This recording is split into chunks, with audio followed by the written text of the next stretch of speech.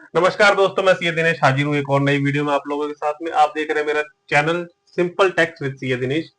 दोस्तों, हम GST series एक चला रहे हैं इसके अंदर, ठीक है, जिसकी वीडियोस लॉन्ग वीडियोस मैं अपने चैनल पर अपलोड करता जा रहा हूँ। उसकी प्लेलिस्ट मैंने बना दी है उस पर, तो आप वहां पर जाकर के वीडियोस को देख सकते हैं।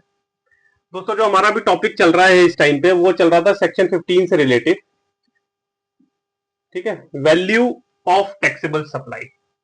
जिसमें हमने value of taxable supply cover कर लिया, जिसमें हमने उसके इंक्लूजन एक्सक्लूजन कवर कर ली है। उसके बाद में हम आ गए हैं अब रूल पे, जिसका रूल भी एक मैं कवर कर चुका हूं अपने पिछले वीडियो में, रूल नंबर 27। उसका भी लिंक मैं अपने डिस्क्रिप्शन में डाल दूंगा, तीनों वीडियोस का। वो आप वहां पे जाकर के उसको देख सकते हैं, ताकि आपको पूरा सेक्शन ढंग से क्लियर हो जाए कि इसमें बोल क्या रहा है। दोस्तों, रूल 28 आज हम लोग डिस्कस करेंगे। रूल 28 किसका? Determination of value of supply. ये कब हमारा लगेगा? जब हम वैल्यू ऑफ गुड्स या सप्लाई, वैल्यू ऑफ गुड्स और सर्विस, यानी कि टैक्सेबल वैल्यू जो है किसी सप्लाई की, जब हम सेक्शन 15 के हिसाब से नहीं निकाल पाते, तब हमें रूल्स में जाना पड़ता है। ठीक है, तो रूल 27 हमारा कवर होगा। रूल 28 आ रहे हैं। रूल 28 में वो बोलता है value of supply between distinct person और related person other than an agent. Means अगर आप कोई सप्लाई जो है गुड्स की या सर्विस की अपने डिस्टिंक्ट पर्सन को दे रहे हैं, या फिर रिलेटेड पर्सन के साथ में कोई डील कर रहे हैं, तो उस केस में आप वैल्यू ऑफ टैक्सेबल सप्लाई कैसे निकालेंगे? अदर देन एजेंट मीन्स वो बंदा जिसके साथ आप डील कर रहे हैं वो आपका एजेंट नहीं है। ठीक है ना? एजेंट के लिए जो आता है वो रूल हमारा आता है 29, रूल नंबर 29 हमारा एजेंट के लिए है।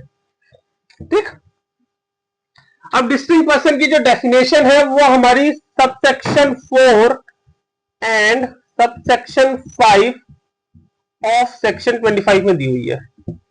ये भी सेक्शन हमने कवर नहीं किया है, ये जब मैं कवर करूंगा तो वहां पे डिटेल में बताऊंगा आपको। लेकिन अभी सिर्फ इतना समझ लिए, डिस्टिंक्ट पर्सन का मतलब होता है कि कंपनी तो एक ही है, मीन उसका पैन एक ही है, बट उसने multiple GST number same pan पे ले रखे हैं। ऐसा होता कब है कि जब एक कंपनी की कई ब्रांचेस अलग अलग स्टेट में हो, तो उसे मल्टीपल रजिस्ट्रेशन लेने पड़ते हैं एक ही पैन के ऊपर। तो वो जो केस होता है वो आपका डिस्टिंक्ट पर्सन का बनता है। ठीक है, और रिलेटेड पर्सन का मतलब होल्डिंग सब्सिडरी का केस हो, ठीक है, holding subsidiary, family group of companies है, ठीक है, फैमिली ग्रुप ऑफ कंपनीज हो सकती हैं, ठीक है, फैमिली ग्रुप, ठीक है। इसके अलावा आपका जो होल्डिंग सब्सिडरी हो गया, फैमिली ग्रुप हो गया, कोई सिस्टर कंसर्न हो सकती है, ठीक है, सिस्टर कंसर्न, तो वो रिलेटेड पर्सन की डेफिनेशन में आ जाएंगे। तो रूल 28 हमारा इसीलिए बात करता है कि जब हम कोई भी टैक्सेबल वैल्यू कैसे निकालेंगे सप्लाई की, जब भी हम कोई सप्लाई अपने डिस्टिंक्ट पर्सन या रिलेटेड पर्सन को कर रहे हैं, तो उस केस में हम वैल्यू कैसे निकालेंगे। इस रूल को लाने का लॉजिक ये था कि गवर्नमेंट ये कह रही है कि भाई आप इसमें घपला कर सकते हो। आप पता चला 100 रुपए की चीज है, आपने 1 रुपए में बेच दी अपने डिस्टिंक्ट पर्सन को या रिलेटेड पर्सन को, या आपने अपना प्रॉफिट शिफ्ट कर दिया दूसरी कंपनी के पास अपना टैक्स बचाने के लिए।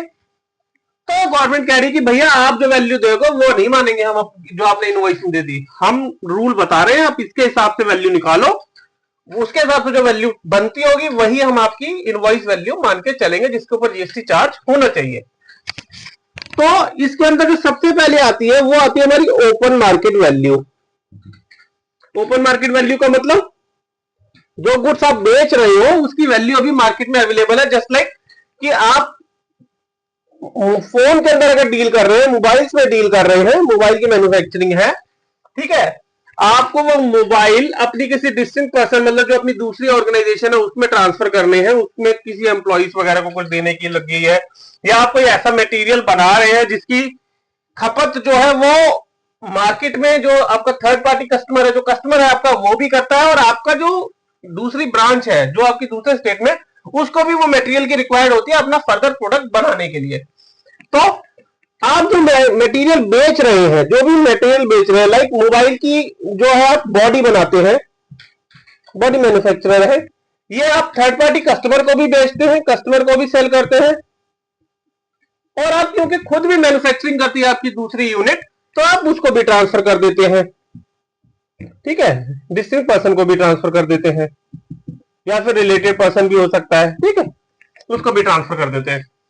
अब मान लीजिए इस मोबाइल बॉडी की जो कॉस्ट आप कस्टमर को जब बेचते हैं तो इसकी वैल्यू देते हैं आप 1,000 रुपए, तो आपके पास में ओपन मार्केट वैल्यू अवेलेबल है उस चीज का, ठीक है।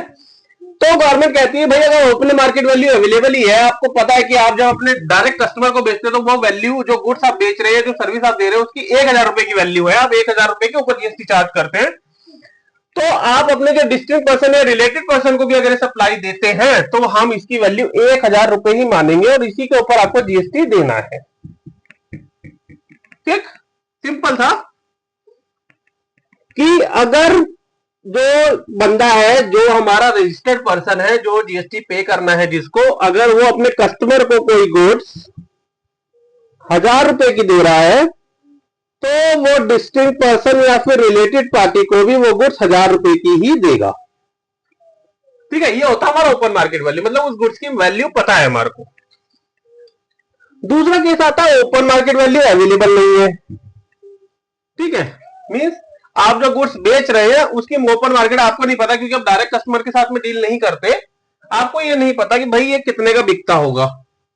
लेकिन वो सेम प्रोडक्ट मार्केट में दूसरे जो आपके कॉम्पिटिटर हैं वो बेचते हैं, like and kind, same like and kind, मतलब वो सेम काम करता है, सेम ही तरीके का है, सेम फीचर्स है उसके अंदर, लाइक एंड काइंड है। लेकिन आपको अपने गुड्स की वैल्यू नहीं पता कि भाई मैं अगर बेचने जाऊं तो मार्केट में कितने का बिकेगा, लेकिन मेरे कॉम्पिटिटर वो गुड्स को डील करते हैं अपने कस्टमर के साथ में और मेरे को उनका प्राइस पता है और वो भी सेम ही काम कर रहा है, लाइक एंड काइंड मतलब सेम, बिल्कुल सेम है, सेम फीचर्स है, सेम काम कर सकता है, सेम जहां पे हमें यूज करना सेम वैसे यूज कर पाएगा उसको।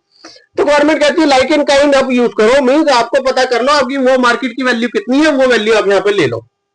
मान लीजिए वो जो थर्ड पार्टी है, वो जो आपका कॉम्पिटिटर है, वो जो कॉम्पिटिटर है वो उस गुड्स को 900 रुपए का अपने कस्टमर को बेचता है, प्लस उस पर जीएसटी चार्ज करता है। तो गवर्नमेंट कहती है आप अगर अपने गुड्स को अपने डिस्टिंक्ट पर्सन या रिलेटेड पर्सन को बेच रहे हैं तो आप भी इसके ऊपर 900 रुपए ही लकीय और 900 रुपए के ऊपर ही जीएसटी चार्ज कर दीजिए, ठीक है। लाइक एंड काइंड का मतलब होता है सेम गुड्स है लेकिन आपको नहीं पता, वो मार्केट में उसकी वैल्यू अवेलेबल नहीं है, बट आपका कंपटीटर सेम गुड्स में डील करता है। उसके बाद गवर्नमेंट कहती है कि भाई आपका ओपन मार्केट वैल्यू नहीं पता आपको, ठीक है, ओपन मार्केट वैल्यू आप से बाहर हो गया, लाइक एंड काइंड भी आपके पास में अवेलेबल नहीं है, कोई बात नहीं। वो तो गवर्नमेंट कह रही है आपको कि भैया रूल 30 में चले जाओ, आप रूल 30 के पास जाओ या रूल 31 के पास चले जाओ, तो वो बताएगा। रूल 30 बोलता है कि भैया जो आपकी कॉस्ट है गुड्स की उसके ऊपर 10% और ऐड कर लो, ऐड 10%, ठीक है। तो यानी कि 110% हो गया ना, ये 110 हो जाएगा। अगर मान लीजिए इसकी वैल्यू 100 रुपए की आई, कॉस्ट 100 रुपए की है, उसको 10% ऐड करो तो ये 110 रुपए। तो कहता है कॉस्ट प्लस 10%, रूल 30। और रूल 31 कहता है भैया जो भी बेस्ट जजमेंट हो, मीन जो रीजनेबल लगे, best judgement as per section 15, जैसा सेक्शन 15 में बता रहा, बेस्ट जजमेंट लगा के देख लो उस गुड्स की वैल्यू कितनी बनती है अगर ये ऊपर के दोनों केस में फॉल नहीं कर पाता, ठीक है। उसके बाद में आता है कि भाई ये जो रूल है, रूल सब रूल 1 है ये हमारा, ठीक है, सब रूल 1 चलता है रूल के अंदर। सब रूल 1 उसका क्लॉज ये ए है, ये क्लॉज बी है, ये क्लॉज सी है, ठीक है।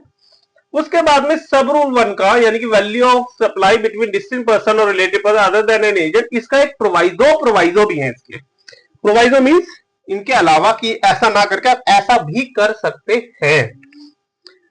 पहला प्रोवाइजो क्या बात करता है, वो ये कहता है पहला प्रोवाइजो कि अगर कोई गुड्स आप अपने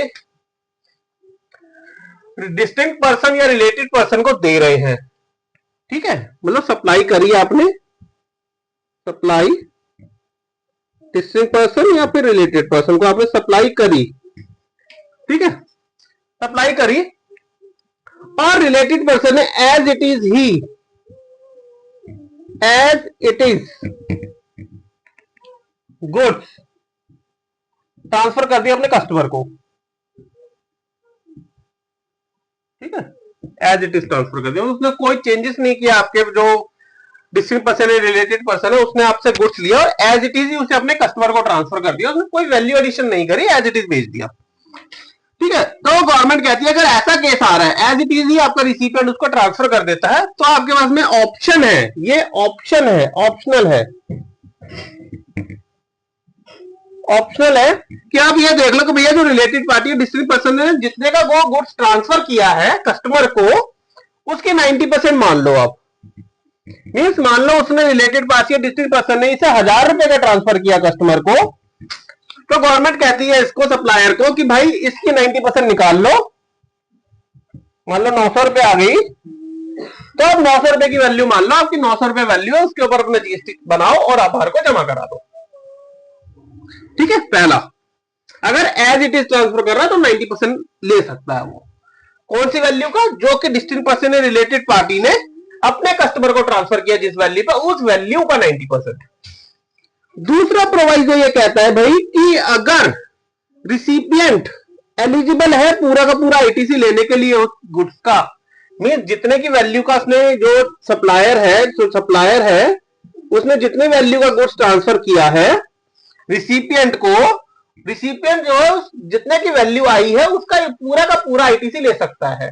मीन्स मान लीजिए सप्लायर ने उसको एक गुड्स 100 रुपए प्लस जीएसटी का दिया, जीएसटी मान लीजिए इसमें 18 रुपए था, 118 रुपए का बिल बना करके दे दिया, इसमें जीएसटी 18 का था, और जो रिसिपिएंट है उसके पास जो है ये 18 रुपए पूरा का पूरा आईटीसी अवेलेबल है, आईटीसी एलिजिबल है।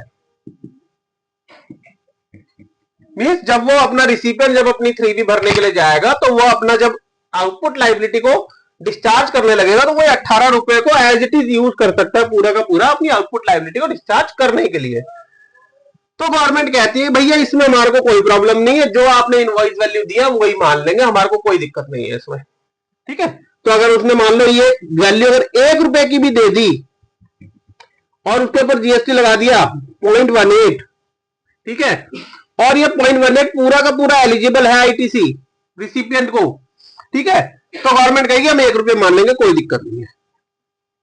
अब इसमें थोड़ा कंफ्यूजन इसलिए होता है कि सर ऐसा कैसे हो गया, ये गुड्स तो 1000 रुपए के बिकने थे, 1 रुपए का बेच दिया, ऐसे तो गवर्नमेंट को नुकसान हो जाएगा। तो दोस्तों ऐसा नहीं है कि इसमें नुकसान हो जाएगा। क्यों? वो इसलिए मान लो इस कंपनी ने 1 रुपए पे ट्रांसफर कर भी दिया, यहां पे उसने टैक्स बचा भी लिया, उसने 0.18 पैसे ही आउटपुट दिखाया अपना कि भाई मेरे को तो 18 रुपए या 100 रुपए की वैल्यू मान लो 18 रुपए मेरे को आउटपुट देना है, ठीक है। यहां पे अगर उसने सप्लायर ने टैक्स बचा भी लिया तो भी रिसिपिएंट जब अपनी रिटर्न भरने के लिए जाएगा जीएसटी की तो उसको तो पूरी वैल्यू दिखानी ही पड़ेगी उस गुड्स की। अगर वो 1000 रुपए का गुड्स है या 2000 रुपए का गुड्स है तो उसे तो बिल 2000 का ही बनाना पड़ेगा, अपनी आउटपुट लायबिलिटी उस 2000 के ऊपर ही देनी पड़ेगी।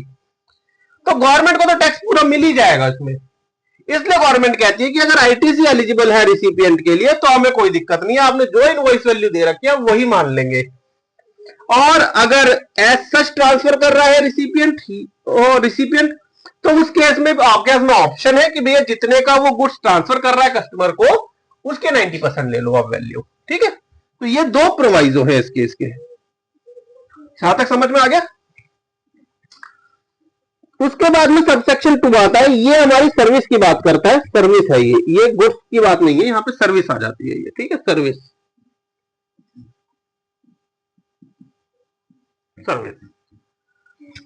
ये क्या बोलता है कि ऊपर सबसेक्शन 1 में कुछ भी लिखा हो हमें उससे कोई मतलब नहीं है, ठीक है। उसमें क्या लिखा हुआ, ओपन मार्केट वैल्यू लिखा है, लाइक एंड काइंड लिखा है, रूल 30 रूल 31 लिखा हुआ है, उसके प्रोवाइजो क्या कह रहे हैं हमें कोई मतलब नहीं। नॉट विथस्टैंडिंग ऊपर रूल में क्या लिखा है हमें मतलब नहीं है, हमें वो ओपन मार्केट वैल्यू से मतलब नहीं, हमें लाइक एंड काइंड से मतलब नहीं, हमें रूल 30 31 से मतलब नहीं, हमें उसके प्रोवाइजो से कोई मतलब नहीं, इसके प्रोवाइजो से कोई मतलब नहीं। वो ये कह रहा है कि अगर कोई कंपनी अपने डिस्टिंक्ट पर्सन या रिलेटेड पार्टी के लिए कोई बैंकिंग कंपनी को या किसी फाइनेंशियल इंस्टीट्यूशन को, बैंकिंग कंपनी, ठीक है, बैंक या फिर फाइनेंशियल इंस्टीट्यूशन को डिस्टिंक्ट पर्सन या रिलेटेड पर्सन के बिहाफ पर on behalf of distinct person और रिलेटेड पर्सन कोई कॉर्पोरेट गारंटी दे देती है बैंक को या फाइनेंशियल इंस्टीट्यूशन को, ठीक है। कॉर्पोरेट गारंटी का मतलब क्या होता है? कॉर्पोरेट गारंटी इस तरीके से मानो, ये समझ लो कि जब कोई बैंक लोन देता है किसी बंदे को तो वो ये कह रहा है कि भाई इस रिलेटेड पार्टी डिस्टिंक्ट पर्सन जो जिसको भी लोन दे रहा है वो बैंक या फाइनेंशियल इंस्टीट्यूशन ये कह रहा है भाई हमें आपकी बैलेंस शीट देख करके ठीक नहीं लग रहा, हमें डाउट है, हमें रिस्क है कि भाई हमारा लोन आप वापस कर पाओगे कि नहीं कर पाओगे, तो आप किसी कंपनी से गारंटी दिलवा दो कि अगर आप लोन पूरा हमारा पे नहीं कर पाए तो वो कंपनी आपके ब्याह पे पैसा देगी हमारे लोन का। ठीक है, उसी को कहते हैं कॉर्पोरेट गारंटी। ठीक है, ये ज्यादातर चलता किस केस में, ये कॉर्पोरेट गारंटी होल्डिंग सब्सिडरी के केस में ज्यादातर होता है, जिसमें होल्डिंग कंपनी सब्सिडरी कंपनी के लिए कॉर्पोरेट गारंटी देती है, क्योंकि वो चाहती है कि इसकी सब्सिडरी कंपनी भी ग्रो करे बड़े लेवल पे। ठीक है, तो गवर्नमेंट ये कह रही है भाई कि अगर किसी कंपनी ने अपने डिस्ट्रिक्ट पर्सन या रिलेटेड पार्टी के लिए किसी बैंकिंग इंस्टीट्यूशन को या किसी फाइनेंशियल इंस्टीट्यूशन को कोई कॉर्पोरेट गारंटी दे रखी है, ठीक है, तो गवर्नमेंट ये कहती है कि उस कॉर्पोरेट गारंटी की जो टोटल वैल्यू है उसका 1% पर एनम जो है हम आपकी वैल्यू मान लेंगे सप्लाई की, वैल्यू ऑफ सप्लाई। ठीक, वैल्यू ऑफ सप्लाई मान लेंगे। मींस अगर मान लीजिए इसमें कॉर्पोरेट गारंटी 1 करोड़ रुपए की दी,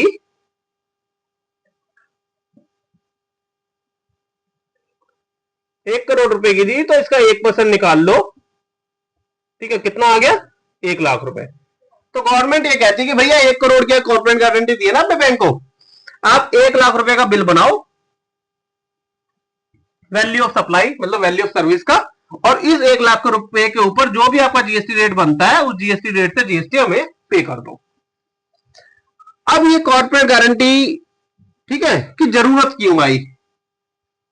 आप ये भी तो बोल सकते हैं सर ये तो बैंक को कंपनी ने गारंटी दी है, ये तो कंपनी के लिए लॉस हो जाएगा, उसने कोई वैल्यू तो ली नहीं है उससे, अपने रिलेटेड पर्सन या डिस्ट्रिक्ट पर्सन से कोई वैल्यू तो नहीं ली, तो वो भाई अपनी जेब से क्यों इसका जीएसटी जमा करवाए? ठीक है ना, हो सकता है ना भाई कि वो तो नुकसान हो जाएगा, उसमें भी पता चला लोन नहीं दिया, इसको वो 1 करोड़ भी भरना पड़ा और इसी 1 लाख रुपया तो गए गए सर्विस वैल्यू को, उसके बाद जीएसटी था वो जीएसटी भी उसे देना पड़ गया। तो दोस्तों ये जो कंसेप्ट है ये एक तरीके से आप ऐसे मानकर चलो जैसे इंश्योरेंस होता है।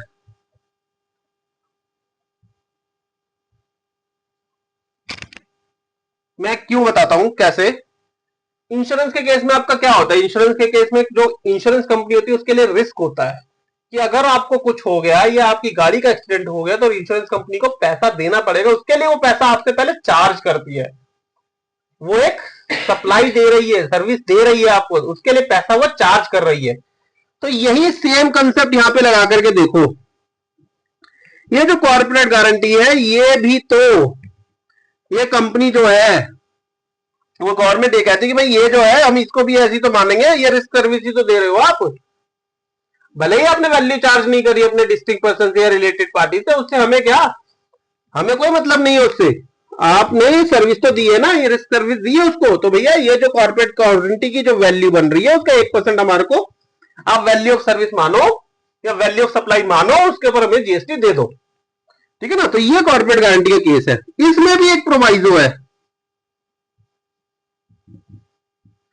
इसका प्रोवाइजो क्या है, इसका भी सेम प्रोवाइजो है कि अगर आईटीसी एलिजिबल है रिसिपिएंट को,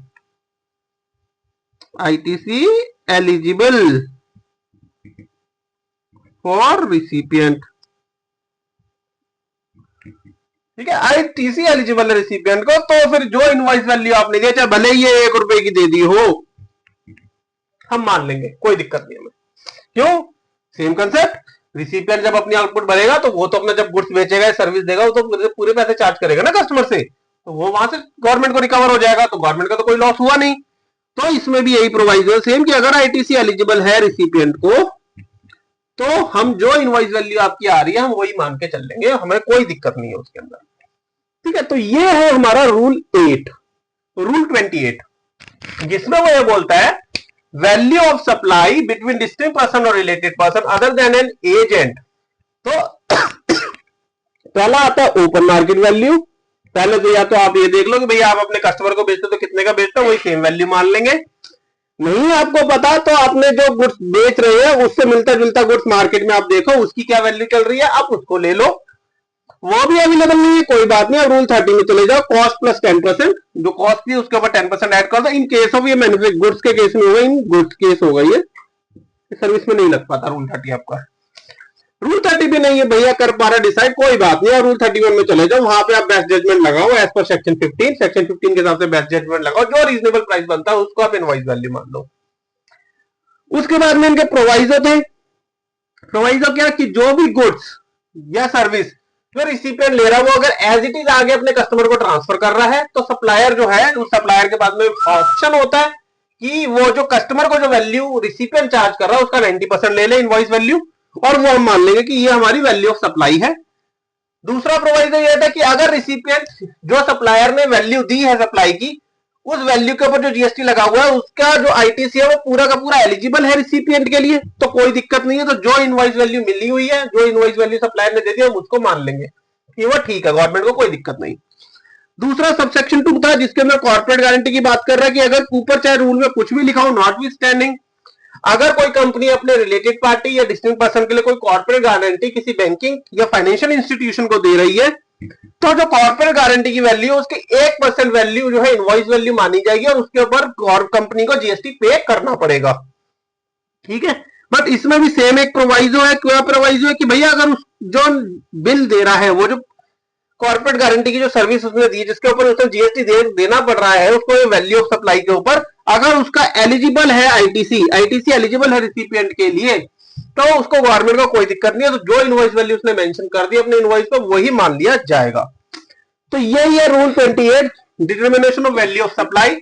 रूल 27 ऑलरेडी मैं पिछले वीडियो में बना चुका हूं, उसका लिंक मैं डिस्क्रिप्शन में दे दूंगा।